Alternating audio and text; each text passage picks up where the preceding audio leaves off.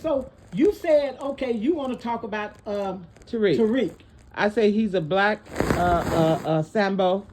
He's a black Sambo that hates black people, hates himself. I'm sorry, Sambo. I ain't gonna use no bad words. Sambo. I'm sorry, babe. I don't know what Sambo means. Oh, good. It just means a black person that don't love themselves. So what make you draw that conclusion about him?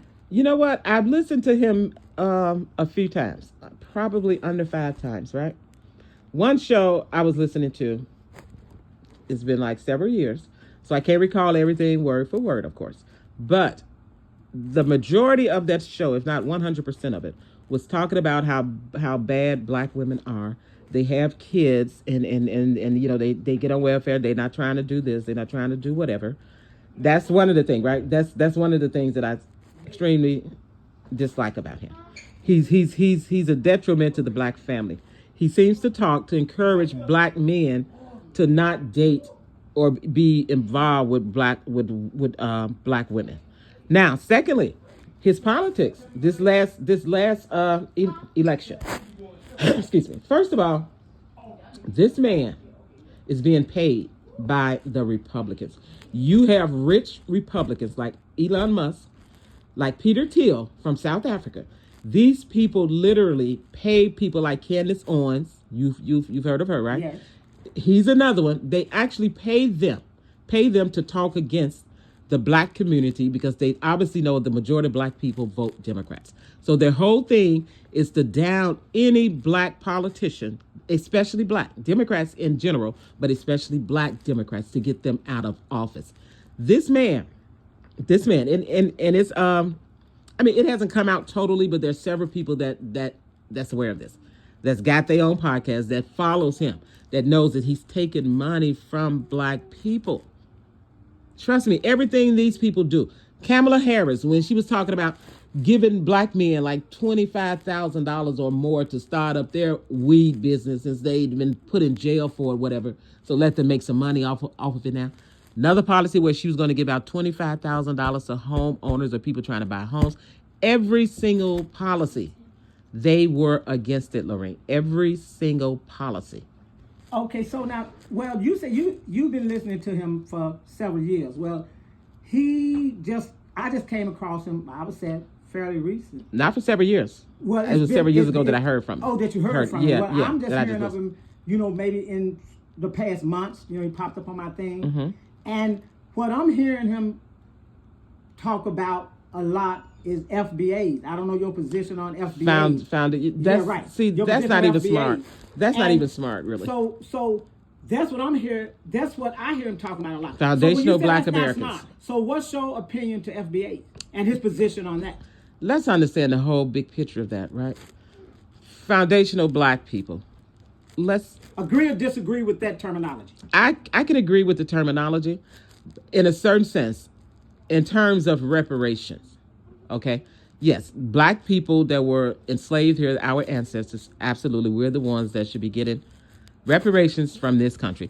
Whoever is in Haiti, you know, the kings and queens of England who basically enslaved them, they should get what they're getting, right? From those countries. Yes, right. They owe them that. That's fine. But their whole thing is that what they like to do, Lorraine, in all honesty, what they like to do is to try and create a separation from black people and other black people that's born on the islands. In the diaspora? Yes, it seems to me, in the diaspora, yes. They try to create a separation. Oh, it's us and them.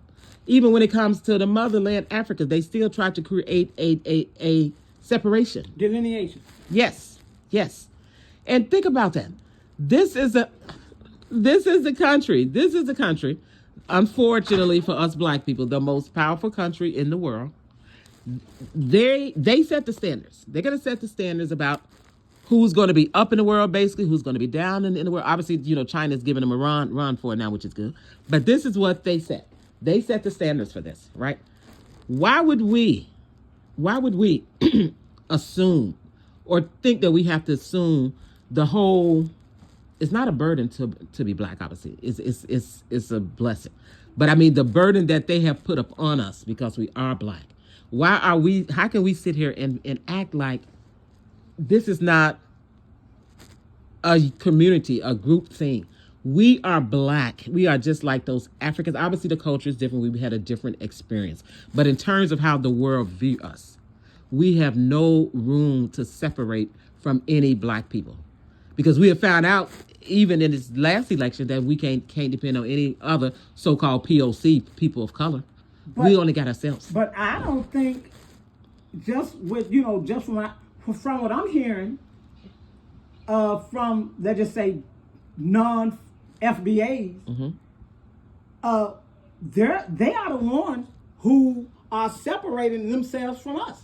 Because they come over here, when they come over here, they have that mentality. Of course, they get it from those people. Exactly. Okay? Exactly. To stay separate from us. They come over here with that attitude that, first off, that when they talk about we don't have a culture, FBAs, okay? They come over here with the attitude that they are better than us, more intelligent. So how can you not be separated from them? But you how know can what? you combine as a group with them when they, first off, when they think they're better than us to begin with? I understand that. And you know what? Unfortunately, as you said, those people, those white people, those white demons, this is what they tell every group that comes over to our country. Don't associate with other black people.